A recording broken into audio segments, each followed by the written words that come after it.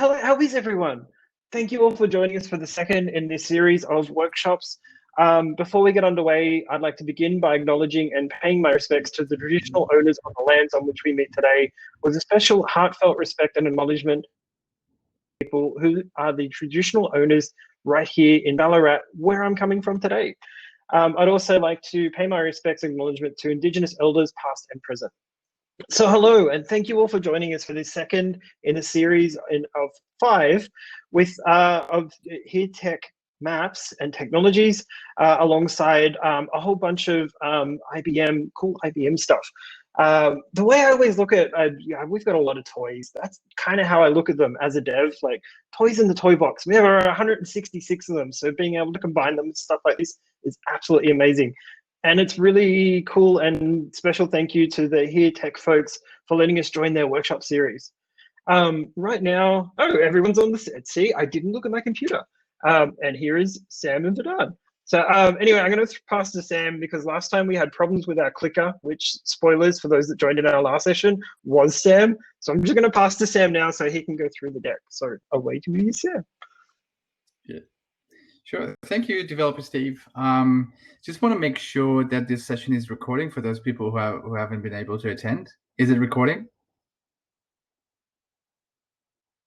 Okay, cool. All right. Welcome, everybody. This is the second session between HERE Technologies and IBM, and we're going to cover some questions like what happens when artificial intelligence meets location, and we're going to show you a case of image recognition for identifying the location of businesses and restaurants that offer like a certain food based on the image of that food. Exciting! I'm excited, and I hope you're getting excited as well. Firstly, I'd like to, on behalf of the organizing team, I'd like to welcome you all to this second session. A bunch of housekeeping. Yeah, just sit back, enjoy yourselves, and as one of the jokes that developer Steve always makes, the bathroom is over there. Look for your bathroom in your place if you wherever you're watching this webinar, and grab a coffee or tea to get you through this an hour and a half session. There's this Remo platform. Maybe I should ask developer Steve to come back and explain how this venue works. He's mastered this venue, and I'll continue the introduction. The venue. Who loves the venue? As you all saw when you come in, everyone jumped into tables. That's kind of how this thing works. So albeit through the magic of a browser, you're able to jump around different tables and talk to different folks, put your video on and audio on, totally optional. You can also use text chat as well. If anyone's got any questions, there's a Q&A section on the right-hand side of this page. I was pointing that way, and I'm hoping it's on your right because I know the camera's probably reversed. But anyway, you get what I'm talking about. Also, there's a general chat. You can pop questions in there. Fun fact, you can actually put marquee and a whole bunch of markdown tags, a whole bunch of HTML tags into the chat as well. Plus, each table does have whiteboarding available, so collaborative whiteboarding for that table, so you can draw stuff and do all sorts of fun and cool things. Wait, did I put those into this slide? See, I can't even remember, and my click is broken again. Click, yay, there we go. See, look, there's a post request in there. Click it again. Hey, there we go. And then also there's a whole bunch of floors available if you wanted to spread out or even explore the venue. Although, slight disclaimer, every floor is kind of the same, although each one is a little bit unique. So see if you can find the difference. That's kind of the venue. Oh, and it works on a whole bunch of browsers because you're all in here, and that's kind of a bit, I'm stuck on a loop now. Anyway, back to you, Sam. Thank you, Developer Steve. We do have a code of conduct for this webinar. As you have the ability to interact with other participants, we want this interaction to be as healthy as possible. And please avoid any harassment or any behavior that offend the other participants. And I'm sure that's not going to happen. So I'm just going to skip this slide. And for the hosts for today, we have developer Steve, who you just saw, myself, and Vedant Bonsal from HERE Technologies that is joining us from India. I'm glad you made it, Vedant. And we've got Gloria Chan from IBM Developer. And behind the scene, we've got developer Ali as well, who has joined us. And I'd like to welcome you guys as well. So as developer Steve mentioned earlier, this is the second part of a 5-part webinar series between HERE and IBM. And on 12th of November, we covered a whole bunch of topics around HERE Technologies and what the company offers.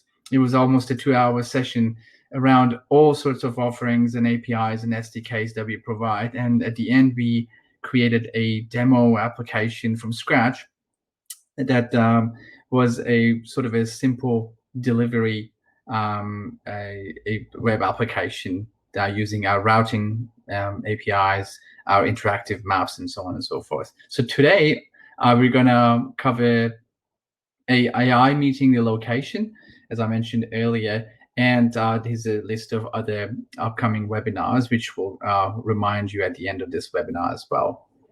So with that introduction, let's kick this webinar off. And what we're going to cover today, we're going to set the scene in the beginning, and we're going to have a bunch of polls to break the ice amongst all the organizers and excuse me, and the participants. And then I'm going to give you a very brief introduction to HERE Technologies and our relevant developer offerings for today. And then developer Steve will come back and talk about IBM Cloud and IBM Watson visual recognition tools. And at the end, Vedant is going to take you through a hands-on session to develop a application. I don't say anything for the time being, and Vedant will come and explain what we're going to cover in that part. So just as a background, forget about the text on the screen. The problem that we're going to cover today is that human eyes is very complicated and is constantly grabbing information from the outside world. But in terms of the processing capacity, we have limited amount of processing. And with that, like we're going to rely a lot on the technology to do a lot of stuff for us. And to be able to demonstrate that today, we're going to use HERE location services like geocoding, search, and other APIs, and combine them with IBM Watson visual recognition and IBM Cloud to demonstrate one of the use cases with you. And that's pretty much the background. But before I go to and present a bit of background about HERE Technologies, I want you to go to the chat on the right and click on the first link, which is the icebreaker poll. And I'm going to show you the outcomes as you guys are interacting with it. So the first thing that we want to know about the participants today is, like, where are you guys located in? Please enter your location, like if you're in Australia and not internet. Like enter the name of the country that you're joining us from.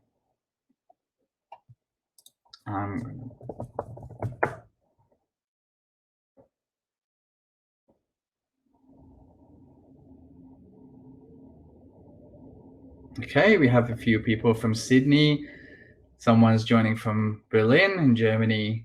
We have a person from India, and other people are from Australia too. Okay. I'm just going to give you guys another few seconds. And somebody says Earth. Well, that is an answer. Cool. The next question is, what's your profession or your background?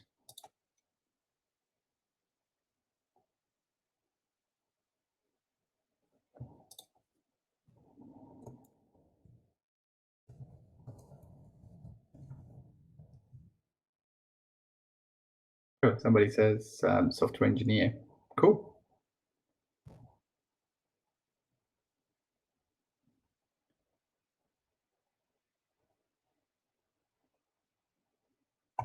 Cool.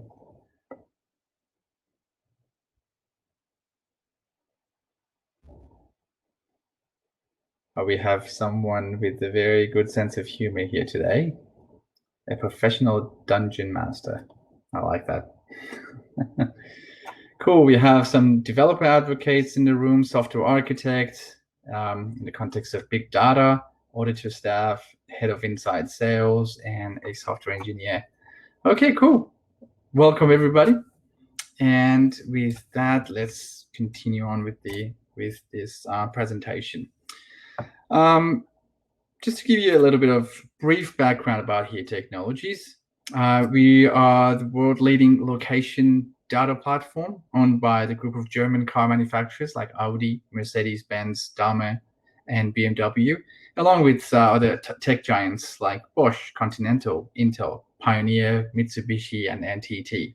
Well, our mission is to enable an autonomous world by building digital representation of the reality and a complete data ecosystem through HERE platform that allows data providers, consumers, developers to work hand in hand in addressing the real world problems through the power of location data. It's quite mouthful mission, but in simple way, we're building a digital representation of the reality that enable a lot of other companies and individuals to build cool applications that make the world a better place. That's a simplified version. Well, with HERE story began with the automotive industry, building highly accurate maps for navigation, which led to purchase of the consortium by the German automotive companies in 2015. With location growing in many industries, the company is now growing with a greater focus on technology and like services. And our focus is still going to be on like high quality data, but on top of that, we have services and other platforms that will serve, each of them will serve like multiple purposes. Just to give you an idea where we are at the moment, since the first map of the California Bay, that like navigation technologies, which is the old name of HERE Technologies, we have grown and evolved that map across 200 different countries, and we have over 9,000 employees working for us globally in 56 offices that we have in 56 countries. And our maps are on board of over 100 million cars. Pretty much 4 out of 5 in-car navigation systems use our map content. And just to give you an idea where we're standing in the industry, for the past 3 consecutive years, we've been sitting on the #1 spot in the world.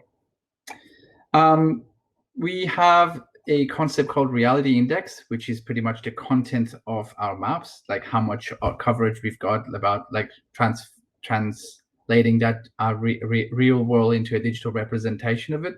And around it, as you can see, we have a whole heap of different data APIs and services like routing, traffic, transit, geovisualization, indoor venues, maps, geocoder and search, and so many others that I'm going to cover some of them for you today. And all of these services are available either for web or APIs such as JavaScript or REST web services, as well as the native APIs and SDKs for Android and iOS. Just going to give you some of the services that are relevant to the topic for today. The first one is the geocoder and search. Well, geocoding is a simple service that translates an address to its corresponding coordinates and the location on the map. For example, I enter number 80 Barclay Street in Brunswick East in Australia, in Victoria, and it will translate it to a pair of numbers, which are the latitude and longitude, and then you can use that to visualize that location and put a marker on the map. Autocomplete service will, as you're typing something, for example, you're typing restaurant, as you type res, and it suggests a bunch of other options like restaurant, rest areas, and so on and so forth. That's a text-based engine that that you can use to access a lot of the place names and categories of places that you can search and find on a map as well. We also have batch geocoding that you can geocode like millions of addresses in one API call. So you can do heaps of them in one go. In terms of search and discovery, you can search for places, landmarks, addresses, and all different things using these APIs. And once you do that, you can get information about those places, which I will cover in a second. That input of the geocoding can be a free-form text or a structured qualified text. For example, as you type an address, it can be a fuzzy sort of matching, where like that the system automatically corrects misspellings and reorders things, and that's the free-form text. Or you can enter the addresses using a structured way, like street, country, state, and suburb, and house number and whatever. So you can use both of these approaches in the geocoding. The address can be full or partial, and you can also refer to intersection of streets. For example, the junction of Canal Street and Randolph Street, and it will show you the location as well. You can geocode street names. You can ask for a street and it will give you the location of it, and a bunch of other things that you can do with geocoding, which I'm not going to spend much time. I want to leave enough room for our IBM folks to go through the IBM stuff, as well as Vidhan to be able to go through the details of the application development later on during this webinar. So the reverse geocoding is an exact opposite of geocoding. So you give it a pair of coordinates and it will return one or multiple addresses that are relevant to that location. And with reverse geocoding, you can do a multi-one and up to 100 coordinates in one request. You can send to the server and get the results from. You can use geocoding for landmarks. For example, you can type in Eiffel Tower and the engine behind that service will recognize that it's a landmark and it still knows its location and it will return that for you instead. You don't have to enter the address of the Eiffel Tower. So many of the global landmarks, hundreds and thousands of them, they already have been included in that engine, and you can use that to get the coordinates for them. You can geocode using point addressing. You can, as I mentioned, you can enter a house number and it will return it. You can do geocoding using postal codes or the administrative boundary shapes that, like, for example, I say New York and it will return the boundary of that administrative level for you instead of just an address or a point on a map that you can you have to translate it to this boundary yourself. And then we have batch geocoder. As I mentioned, you can do geocode millions of addresses in one go, and up to 2 GB of file size or million record per request file it's possible. If it's more than that, you got to break it down into multiple requests. Still, when you think about it, 2 GB of address files, which is text file, it's a lot of addresses. And you can do it asynchronously. You can submit all these addresses as one job, and once the output is ready, you get notified via email, or you can query the server with this specific job number, and once it's ready, your application can wait until it's ready and then grab the results, and you can continue to use that within the application.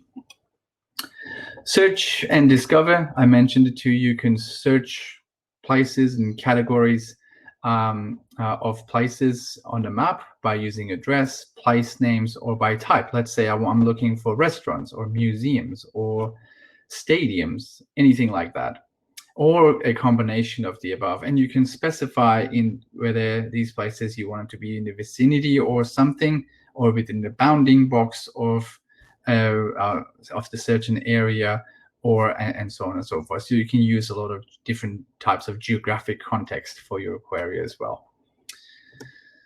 Once you grab the points of interest, then you can access a lot of information about them. For example, the address, the name, telephone, the website, the ratings, and all those things that we all use on a daily basis. Now I've got a surprise for you.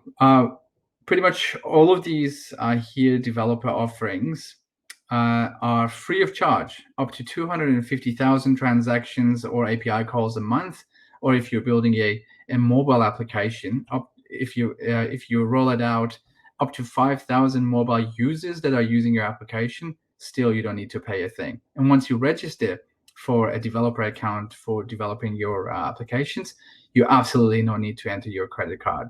So it's just name, email address, and your location or country, and that's it. You have an account and you can start building your applications.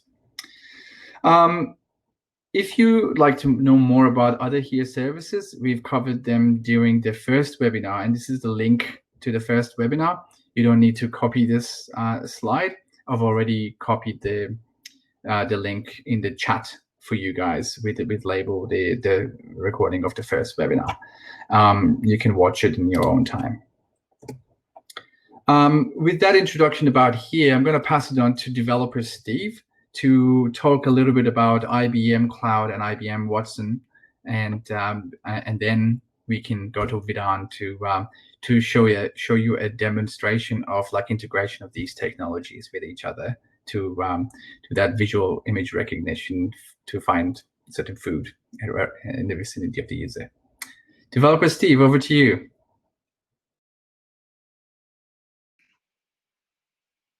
Hello. That was amazing. Thank you, Sam.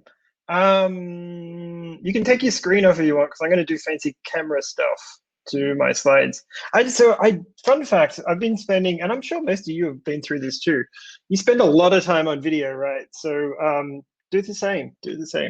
So I thought I'd mix this one up a bit. I'm not going to use slides. Aha. So if you want to skip yours forward, Sam, actually, if you want to give me the stage for a minute, because that way it makes my screen bigger. Because I can switch to presentation mode. There we go. So hopefully you can see all that kicking. Hey, perfect. Thank you.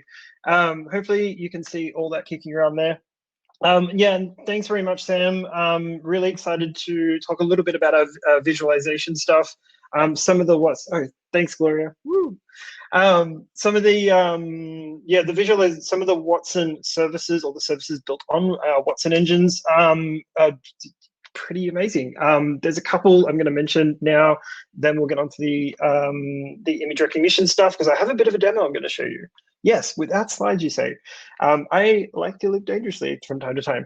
But yeah, some of the other special mention favorites is sentiment analysis. So use these previously, grab a whole bunch of tweet data. Actually, they also contain location. So you could also put that into some of the HERE text maps, which is pretty cool. But then also get sentiment ranking on those particular tweet or the content from that tweet. And it does work with emojis. I was curious about this one too, and you can use it on free tier.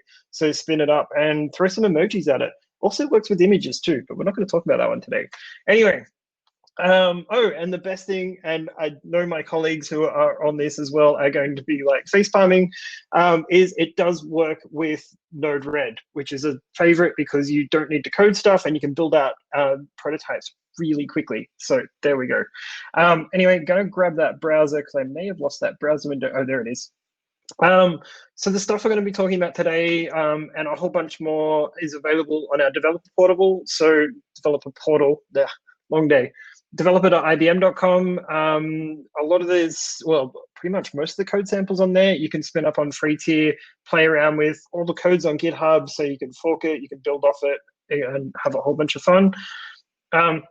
So today, like Sam said, we're looking at Visual Recognition Studio. The docs on this are really solid. So, and I say that because at the top up here, we've got a whole bunch of different languages and SDKs that you can have a look at different code samples on: .NET, Go, Java, JavaScript, and a whole bunch more. And again, you can run these on free tier. You can also hook it up to your local, and you can sign up for a free account and be able to get API key to play around with some stuff. But what we're going to be looking at here is this demo on the side here. So if you look there, there's all these pictures which will actually show you what the output looks like. So you can see on the, just going to check the comments. Oh, I do love Node-RED, Gloria. But I mean, that I think everyone knows that. I think I need a shirt. I'm gonna get a shirt. Anyway, the image on the left-hand side here, you can see is a beaker full of coffee. And on the right-hand side, you can see it actually breaks it down. Well, it kind of goes into like soy sauce, wine, whatever else. So we were playing around with this the other day. Actually, it was me and Gloria were playing around with this the other day, having some fun. You can see there, it kind of picks up some really interesting stuff. Sometimes it gets pretty close, sort of as a top-level rating, but it does pick up a whole bunch of different variations. And then we thought, oh, and it also shows you the JSON output, which is kind of cool too. So you can see there on the right-hand side, it actually shows you the breakdown of what it thinks it is or what it potentially could be based on different rankings. It's actually pretty smart. So I did try to trick this because I am a developer that likes pushing boundaries. So what I did is I grabbed, let me see if I can find the image. Where did I put it? Oh, there it is. Yeah, so we were playing around with this the other day and we thought, so if we took a picture of a cupcake versus a picture of a cupcake shaped like a plant, would it know if it's a plant or a cupcake? And this is a legitimate question. So what we did, we actually grabbed, now this is a picture of cupcake plants and it actually got it right. So it's pretty smart. And we threw a whole bunch of images at this to try and trick it up. And every time it seemed to come back with what it actually was. I don't know how it's actually doing that, but that is pretty cool. Which just goes to show you, like, this is a later evolution of sort of machine learning image recognition processes. So it's that reiterative process of continually relearning different objects and identifying them. I actually think it might be doing it on a combination of color and pixel density, but yeah, don't quote me on that one. It's probably covered in the docs more. But yeah, like this stuff is pretty solid and kind of fun to play around with. So, and yeah, you can get your hands on this stuff for free now, play around with it, come up with some different ideas. Like I said, documentation's really solid, does hook up to Node-RED. There's a whole bunch of different code samples. We actually have some tutorials, some GitHub tutorials still left from this year's corporate code, which has a whole bunch of agnostic code samples to get you up and running. But to let you all get hands-on even faster, I'm going to throw over to Vedad for the demo, unless I'm passing back to Sam. I'm not sure which. Maybe Vedad? Ah, there we go. Cool. Sure, Steve. Yeah, I can take it. Thank you, Steve. Thank you, Sam. Can you see me? Just going to have the slide up there for you to potentially talk over. Okay. So, hello everyone. I'm Vedhan, and what are we going to do today? So, we are going to have a hands-on on a very simple use case. Although I find it very interesting because whenever I order food, right, I simply go and search for the basically, I type a string and I search for it, and then I find restaurants and then I order it, right? I think almost all of us do the same thing, right? But what if you have an image of a food and you want to upload it, or you simply want to grab it from your mobile, you have an application who is able to read that image, you pass that image, or your application take up that image, and then your application finds or identifies that image as a food. Maybe it could be a burger, could be a coffee, it could be a pie, right? And then depending on that, right, the image that it has recognized and the location where you are, it provides you all the restaurants or hotels which are serving that particular food. So that was the idea of building what we are going to show you today, right? To have a more advanced form of search option, you can say that, where you, instead of typing in the food name, you simply upload the image and it does everything for you, right? So let me share my screen. And we're going to start with the prerequisites, of course. So what we need is Python for this. Let me share my screen. Okay, I hope you can see my screen. Now, you all must have this link in your chat. You can simply copy it and you can go to this link and you can see that we have a GitHub repository for today's workshop or webinar or hands-on event. Okay, now we are going to use Python for this. So you can simply go to python.org and you can download the latest version of Python. And I believe it is 3.9. So 3.9 is out. You should try it out. The reason that we are going to use Python is because when you talk about image recognition or you talk about image processing, you talk about any kind of processing with the data, Python is one of the best language to have, right? And you find a lot of resources online which you can use to build on top of what you have already thought of. So that is why we are using Python. Although we could have done this in a bunch of languages, which Deliver Steve have shown, right? But we are going to stick with Python. So kindly do that, kindly download it, install it. And apart from that, you'll be needing an account, of course, on cloud.ibm, right? That is, or cloud.ibm.com. And we will be creating a service, which is visual recognition / image recognition. Apart from that, you'll need to have an account on developer portal of HERE, right? That is HERE developers or developer.here.com. So kindly do that too. Although I'm going to show you both, okay? Not how to create an account, but how to create a service and how to grab an API key. Okay. Now, meanwhile, if you have already downloaded Python, right, or if you have not, you can take your time, right? That won't be an issue. You can drop that message in the chat box that, okay, you are trying or you want to do it, or else we can flow with what we are going to do, and we can keep on doing that. So first thing first, which you will be needing to do is simply go to cloud.ibm.com, right? And then you have to go to catalog.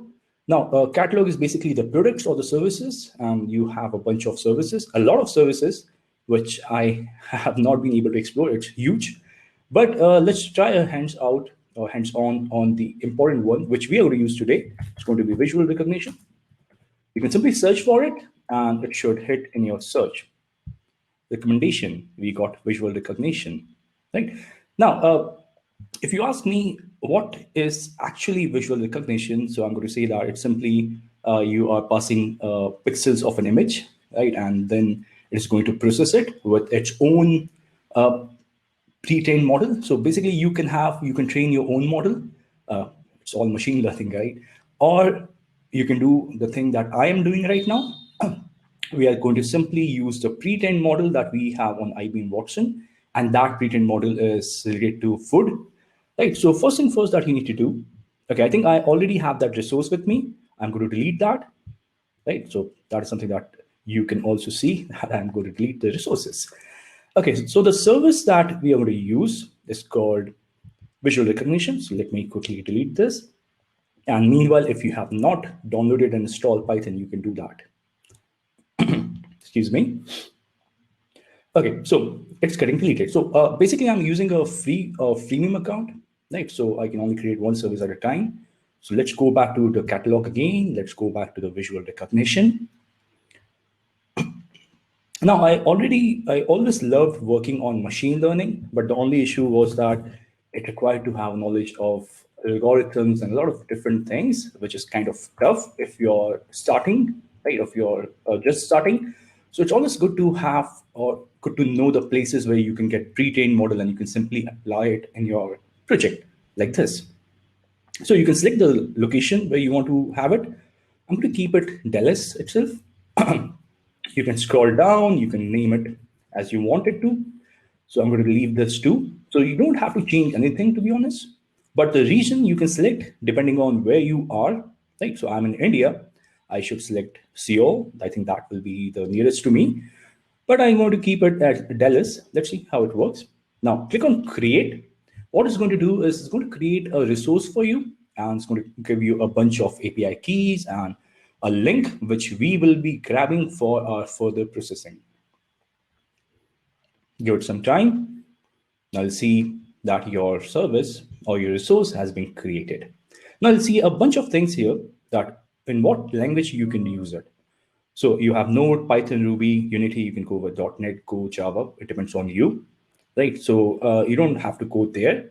Although if you want to try it out, you can simply scroll down and you can see that in different languages, how you can basically call it, you can basically build it. So what we need to do is we need to have the service credentials. Go there, and you'll see that there's nothing here. All you have to do is you have to click on this drop down arrow. And this is what you have to grab. Now, you don't need all of it. Let me tell you what you need. So I'm going to copy this complete part and paste it here in the notepad. In the notepad, I have already pasted the location, which I'm going to show you. And the location is in Melbourne. Now, Vedant, maybe you want to turn your video off so people can see the screen larger. Oh, sure. Let showing. me see. Let me go. And now I've turned my camera off. Now it's better. Okay, so you have to grab these details, and what you need. So I'm going to delete what I don't require. I guess keep the camera on. It's fine. It's fine. Is the camera on, or do you want me to turn it back on? No worries. Okay. Turning camera on. Okay, so these are the two things that you will be requiring. The API key, which will be for authentication and authorization, like any other thing that you do on cloud, you need to have API key, a unique key to identify you. And then you need to have a URL, which is going to be the location specific, right? We selected Dell, so it's going to be US South, right? And the name of the service that we're going to use, and Watson, that is visual recognition Watson, on cloud.ibm.com. And some more unique numbers, which is your identifier. So these are the two things that you require. Keep it with yourself. And that is what we're going to use for recognizing our image. Now, the next thing that you need to do is simply go to your GitHub link, scroll down, and you can basically use any ID. You can use Notepad, you can use Notepad++, but to keep it consistent for our complete series, I am going to use Visual Studio Code. Right. So it's up to you which ID you want to use, right? So I'm going to use VS Code. Now, once you have installed Python, and I believe Python 3.9 is of 30 MB, so it should not take much of the time to install and download. Once you have done that, simply open your VS Code and create a folder in certain location where you want to try out all these code. So yes, I have created a folder. So this is where I have created a folder, right? And the next thing that you need to do is you need to create a file, which is called image_recognition.py. You can name it any ways you want, but I like to name it in a way that I'm able to recognize it, or I'm able to search it easily on my system, right? So it's up to you. The naming convention is totally up to you. Now, the first thing that you would want to do is you would want to run a code to identify an image. Now, to identify image, you have to have an image. If you have your own image of a food, you can use that. Or else what you can do is you can simply go to the, again, GitHub link, and you can scroll up and you can simply get this test.jpg image. Now, this is an image which is of a pizza, a homemade pizza, which my wife had made for me. So feel free to download it and use it for your code or for your exercise. Now, once you have the image, keep it in the same location where you have created the file so that we don't have to worry much about providing the location in the code, right? The next thing that you need to do, so you have the image, you have created the credentials. The next thing that you need to do is you need to have the code lines, which is going to identify this, right? So simply scroll down and you'll see a bunch of code lines. Now, if you provide this here, right, you'll have to edit few things. What are the things that you need to edit? You have to provide the IBM API key. Now, this key is what we had acquired, right? Go to your notepad, get this key. This is the key that we're going to use. Copy it and paste it here. So this is basically your authenticator. I'm going to walk you through the code. Before that, let's complete this code. Next thing that you need to do is you need to have the IBM URL where this image is going to go and get recognized, right? So that is the URL that we already have. Kindly grab it, copy it, and paste it here. So that completes your code. But you'll see that we are using a bunch of libraries for this to work. Now, JSON is something which is already there in Python. It comes with your Python 3.9 or any 3.x version, so you don't have to worry about that. But these two libraries, basically this one, IBM_Watson, is something that you need to download and install, right? So for that, you simply have to run one command, and this command is going to be this one. So, sorry. Okay, so what you need to do is simply need to run this. That is you have to run pip command, which basically downloads and install the packages. So you have to install IBM-Watson and the version, which is I think the latest one, and you simply have to hit it and let it work, because if it does not get installed, our code is not going to work, because the classes, the files, or basically the classes, the objects that we're going to create of certain class is not going to be recognized if you don't have this library. Okay, so that completes our first part. Now, if you talk about the code, right? So we have created an object of authenticator, which is going to basically authenticate. So don't have to worry about that. Then we are creating an object of visual recognition, that is version v3, and we are providing the version that I believe remains same. And then you are passing the authenticator. And after that, you're providing the URL where you want to test, or where your image is going to get recognized. Okay. And the next thing that you want to do is you have to provide the image, which is going to get checked or test, or is going to be converted, or you have image, you want it to be recognized, right? So that is our image. So we're using a simple Python code line here, right? Where we are opening an image and we are passing it or performing a certain task. And that task is to classify this image. And when you classify the image, or the function that you're using, classify, it takes certain parameters. One, of course, the image file. Second, a threshold. Now, you can see that the probability of the match, right? So if you keep it as 0.7, then it's going to return. See, basically, when an image is going to get recognized, it's not going to give you only one output. You see that, okay, it's a pizza. Pepperoni pizza. You can see that it's another thing, right?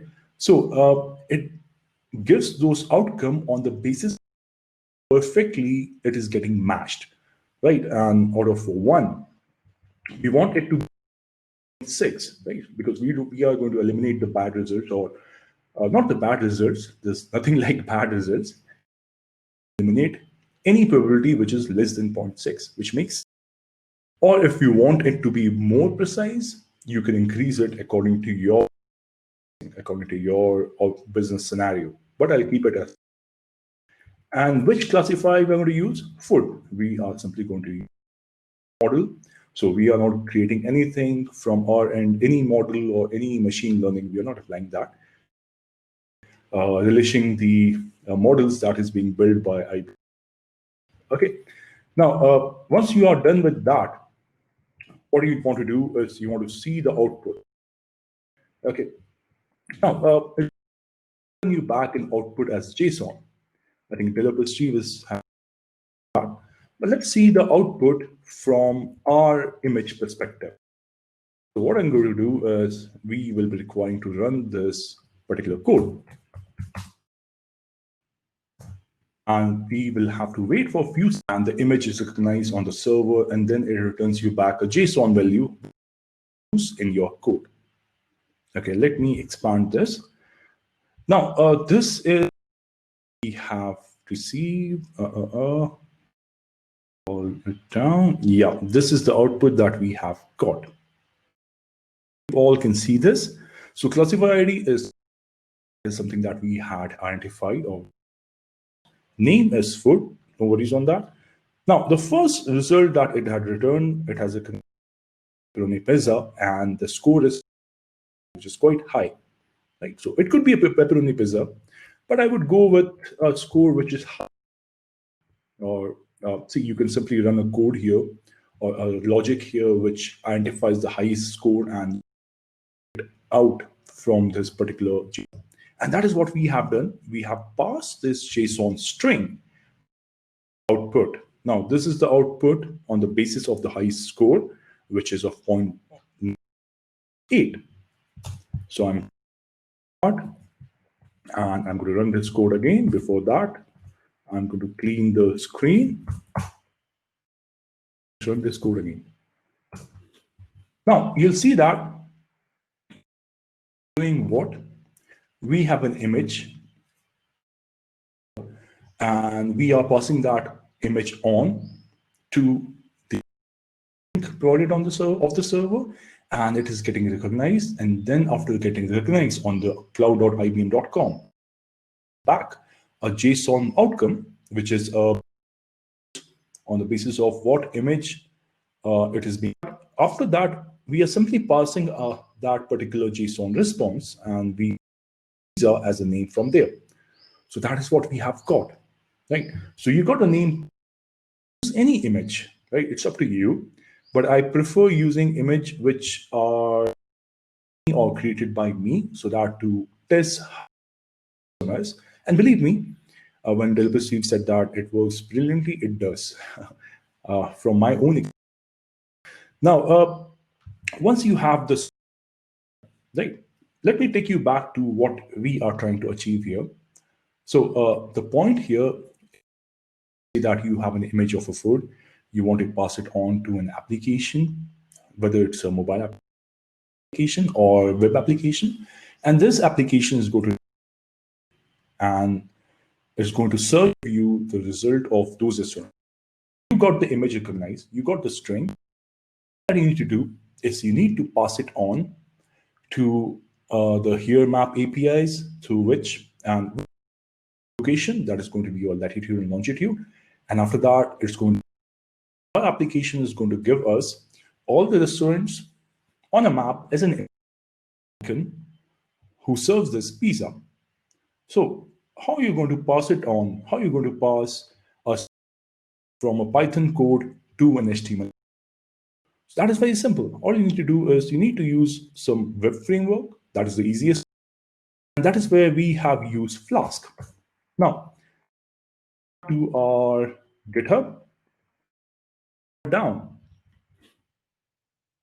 you'll see a Python, that is a framework for creating a website, and it's a micro framework. Now, you must have heard about Flask, you might have Django, right? These two are very famous frameworks for web application. So I'm going to use one of it, Flask, which I find very easy.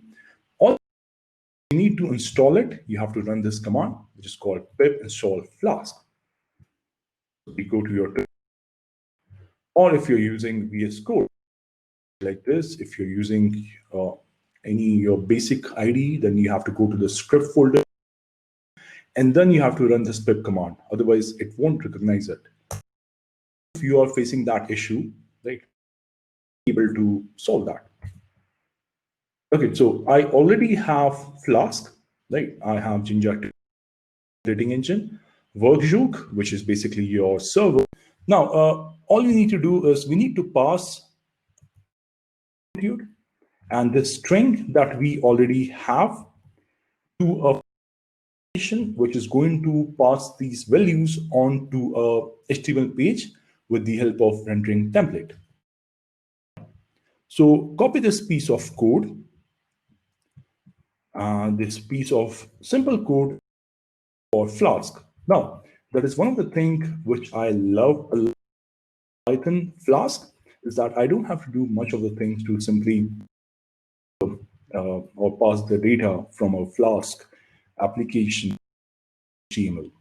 All you need to do is you need to work with Flask, right? That is going to be render template, which is going to basically render our map.html, right? And you simply have to provide. Now, when you're creating a Flask application, always make sure that you call templates. And inside this template folder, you keep your map.html file, because that is how Flask only recognizes your HTML files in templates folder, and make sure file and your template folder are in the same level or same location. It's easy for your Python file or Python code to of this particular file. Right? Creating a file map.html inside template. Excuse me. Apart from that, you would want to provide latitude, longitude. Ideally, what you should be doing, or what we should do that, right? You want to pass on the your norm and convert it into lat long. That is also we can do. Or to keep it simple and to keep it close, right, our focus is to how to provide the output and recognize the image and go through the restaurants. We're going to keep it full lat long, which is provided by us. Right, so this is location in Bangalore. I'm going to change it. So I have got the location somewhere in Melbourne, thanks to. So I'm going to copy this and change this here. And similarly, I'm going to change the longitude. This location is somewhere in Melbourne, right? Okay, so I've changed the lat long. Now, here is lat long Python code. That's it, right? Only 39 lines of code, and you're done with the Python code. Now, been different if we would have created our own model, right? That would have gone a little longer, and you can simply go to cloud.ibm.com and you can particular structure, or you can pass historic data and you can build your own model, you can test it, and then you can apply it. But we are not going to do that. It's going to. Now, the next thing that you need to do is you need a bunch of lines of code in map.html. And meanwhile, feel free to ask me queries, drop on your queries in the chat box. I'm happy to answer it. Now, I have completed the Python code, and if Python code, what it's doing is a map.html file and passing on latitude long query. And I'm going to keep it as true to be debugged, right? So that again and again and run the server, right? Okay, so always keep debugging to true. Map.html, this is where we are going to basically generate the front end. Okay, so all we have done in the back end, which was to simply copy these lines of code, right? And these are basically for generating a map, values that we are grabbing the Python code, right? It's very easy to call the values from Python and Flask. All you need to do is you need to provide double and you're done. Like you pause. To generate a map, you need to have a unique API key, which in the previous workshop we did, you have to grab the portal. Simply go to developer.here.com. Okay, I'm going to it's going to refresh it by itself. And we'll have to log in. And you need to do, it's going to take you to a project page and then credentials page. Right, so you can change it, right? Now inside it, if you have not created the key, like API key, click on create API key, and you can create two API. Let me show you how it looks like. Simply copy it and go.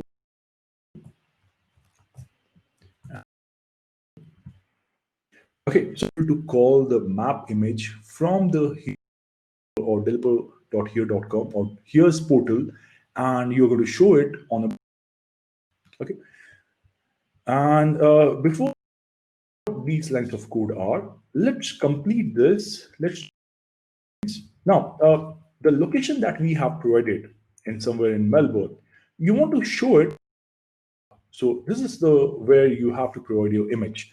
So whenever you want to keep images which you want to show in your map.html file, it's better to call static, right? I'm not sure why, but it works very well with this, right? The folder static besides your image recognition.py and your test.jpg file, right? And inside this folder, icons, which is home. Which is going to show where I am or where you are, and pizza icon, which I love a lot. And if you don't have it, you can simply grab it from the GitHub. Everything is on GitHub link, guys.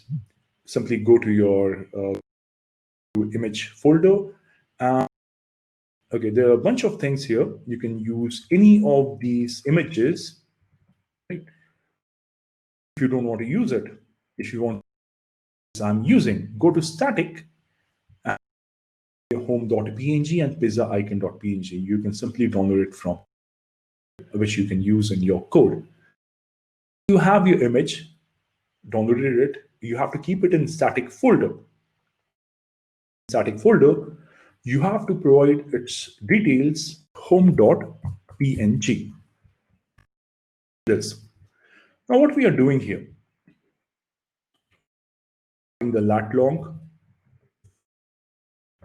let me console it so that we have it with us. Have lat. So it's the applications, right? About this LNG, and let's have query. So what basically we are doing here is we have got the latitude, longitude, and we are going to pass it on to, or we are simply creating a file. Now, if you look at the code here, it's quite simple actually. Everything is standard. You get information on the documentation developer.here.com, which I think Sam will be. Right. It's a standard process. All you need to do is you need to initialize the API key. Simple.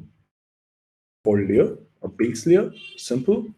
You have to provide your location where you want to point at. Simple. And then you're simply going to create a map object or that. And this map is going to be looking at this location where we have provided lat long. To have zoom it at 15 level, you can change that.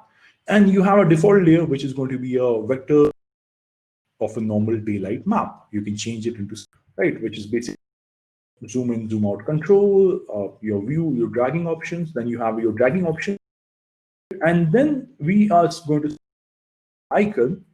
And this icon is basically what we're going to show on a map. This is how only 3 lines of code. 1 line, the first line of to recognize the image or assign the image to an icon variable. This icon variable to the location where you want to show it, position, or you get a marker, and then add that marker to your map. That's it. A very straightforward process. Save it. Go to your image recognition.py file and run.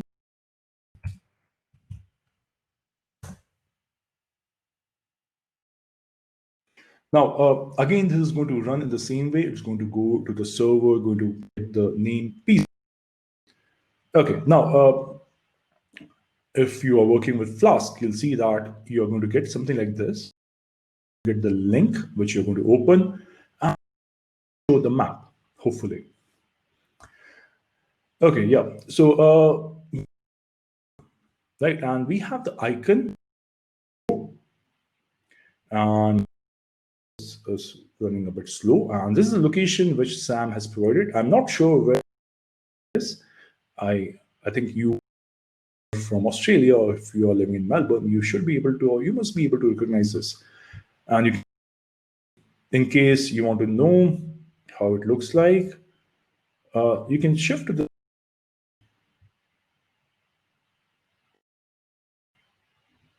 you have to click again.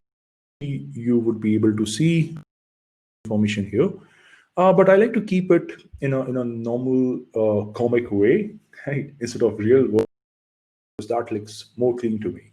Okay, now we had few which we printed on console. You can see that.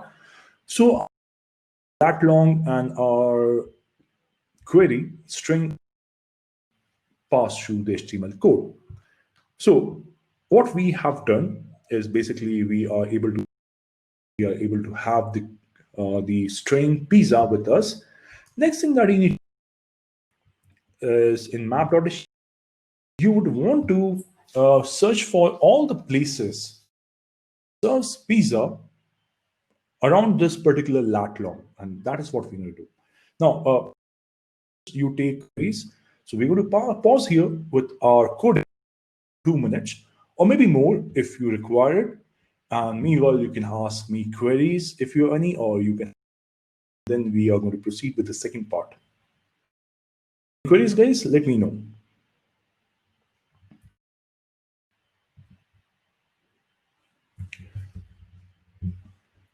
Now, code, right? The reason behind building this was to keep it simple, and machine learning, image recognition, that too with location.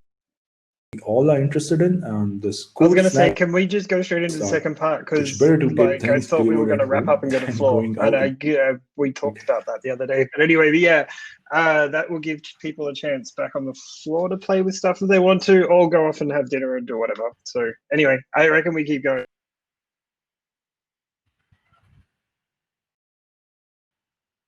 Sure.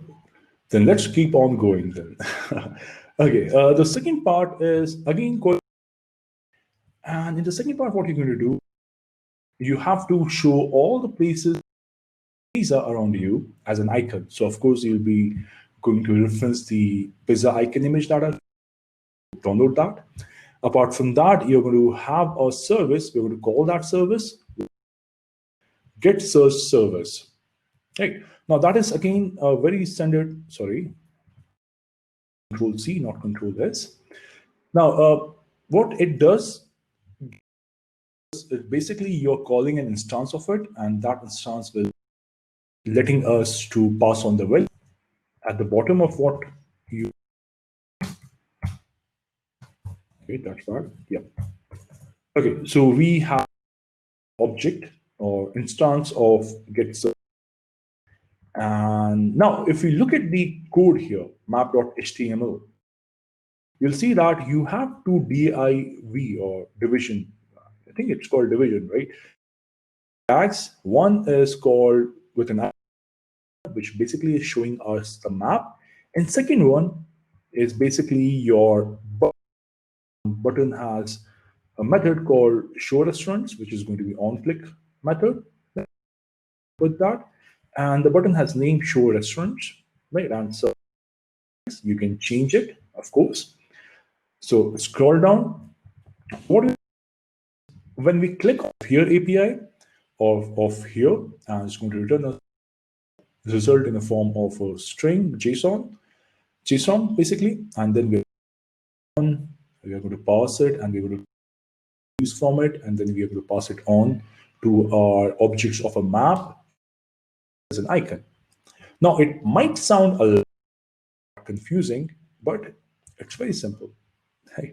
All you need to do is, this is our function. Now this is your show restaurant function, and you have a bunch of parameters.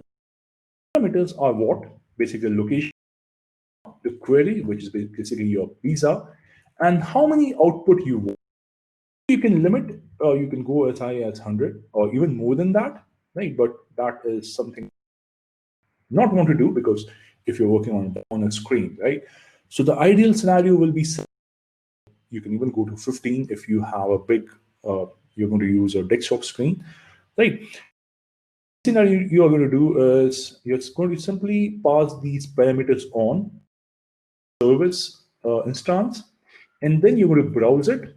Basically, we are going to use a search option to that. Right? Once we are done with the this, I'm going to show you all these things, and then to this browse we are passing the parameter, and we are calling another function. Now everything is happening inside this, but the function which we are going to call created outside it. So let's create this. Now this function is doing all the things that I have told you, right? What does get the result, right? Parse it, take out all the information, and once you have the information, it's going to show it as a pizza on a map, right? So first thing that you need to do is you need to change these values. So what is it going to be? In my case, pizza icon dot, right? And then since it's not going to be only one, it's results. So we are going to create a group, h.map.group, and then that's where we are going to show. Then, of course, have to pass through the output. Okay, now let me show you a bunch of responses to get. Yeah. Okay, so here is response. Let me see if I can console the response.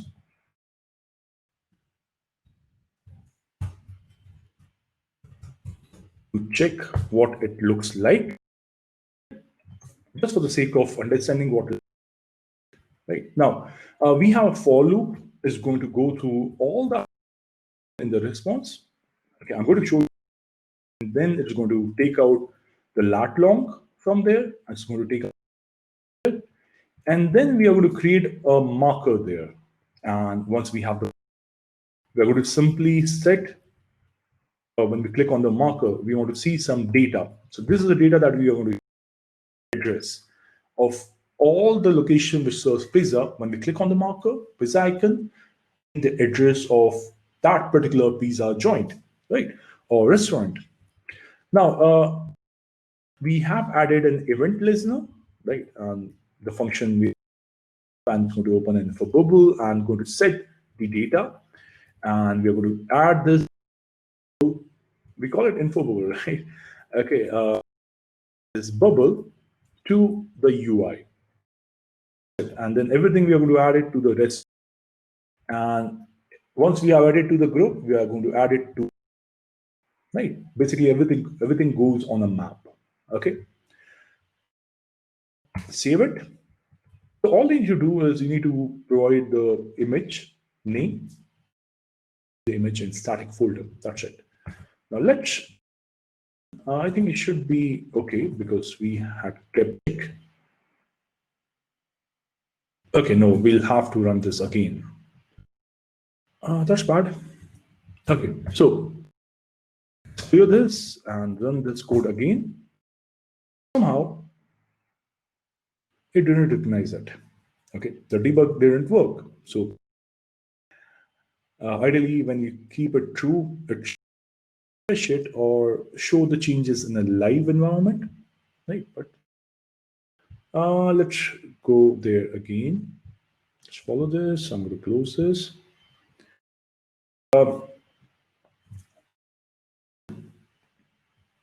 And I'm going to click on show restaurants. Let's see what it pops up for you. Okay, let's check the console too in case we have. Okay, so when you console shown the object, right? We have shown the what kind of we were getting. They'll see a response in a very nice way, right? The reason I'm is because it's properly managed. Right now, you can see a bunch of places, or to be precise, 10 places pizza, which I am hoping that it's the location of Sam's home. Right? The home has around this many pizza locations. It's quite near. Okay, now what are these pizza locations?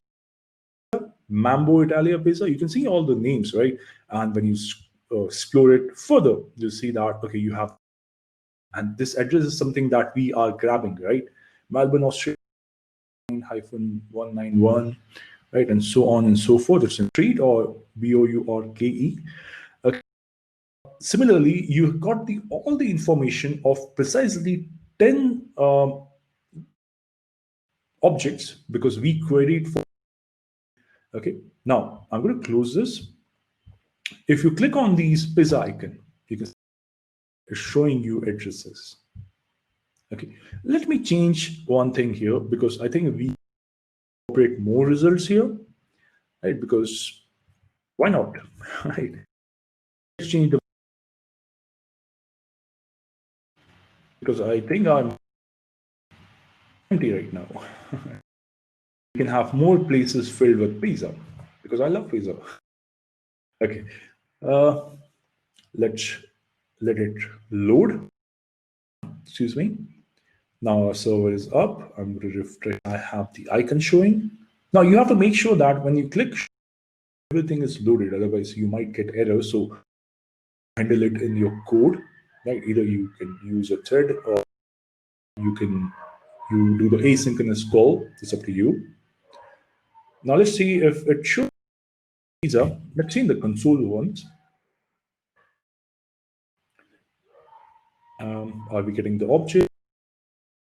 Yeah, we are getting the object. Is the object returning us items? Yes, it is returning us back 20 items. Now our image looks okay. So what I understand is that there are a lot of pizza places in Melbourne, and that too quite near. So that is our example. Change it, right? It's all up to you, right? Now back to the gallery, and we should discuss this. We should talk about this. Wait, am I on mute? Hey, I'm back, but I don't have my. Oh wait, no, I do. Okay, I'll put my camera on. Hey, there we go. I was knee deep in stuff, but that is an upcoming episode. Anyway, amazing, everyone. Go back to the floor and have a play with that, and probably get some dinner, depending where you are. If not, have a break, walk around, and enjoy the field. So we're gonna.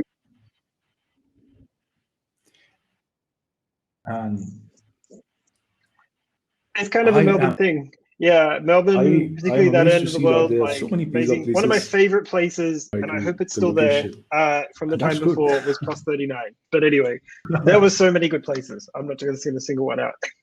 Anyway, unless you've had anything more, I'm going to put us back to floor, and folks can get hands-on with stuff. Anything else? Yeah, I just want to say that we've posted the link to the GitHub location on the group, on the general chat. If you can have a look at it, it says the GitHub repo for this webinar is available here. Please click on that, and you can grab the instructions and the code that Vedant was talking about from there. And in the last chat item, the one that I posted, that's the place that you can get the HERE developer account from, and which is already in the instructions. So please go to the GitHub repo and follow the instructions. We're going to be around if you have any questions. Yeah. Amazing. Thank you very much. Back to the floor we go.